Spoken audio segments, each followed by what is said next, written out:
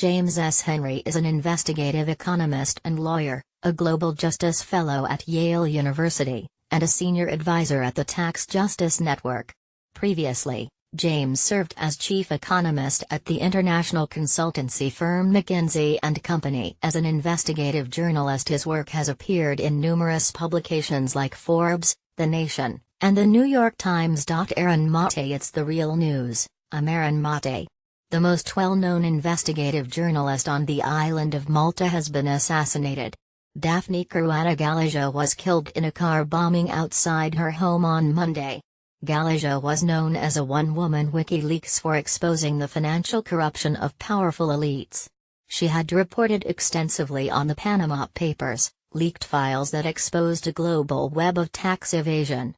Mourners gathered for a vigil on Monday. Speaker 1. As a Maltese citizen, I think Daphne was not only a journalist and an absolutely fearless human being, but a fourth pillar of our democracy, and that today's heinous crime was not only against a human being, against a journalist, but against a pillar of everyone's democracy. Aaron Mate. Daphne Caruana Galizia had recently reported to Maltese report of threats on her life.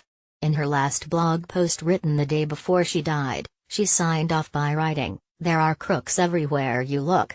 The situation is desperate." Joining me is James Henry, investigative economist, lawyer, and global justice fellow at Yale. Also a senior advisor to the Tax Justice Network. Welcome, James. Tell us about Daphne Caruana Galizia. James Henry. Well, I know Daphne's work by way of her involvement in the Panama Papers story last year. She was one of the outstanding journalists around the world who, at great risk to themselves,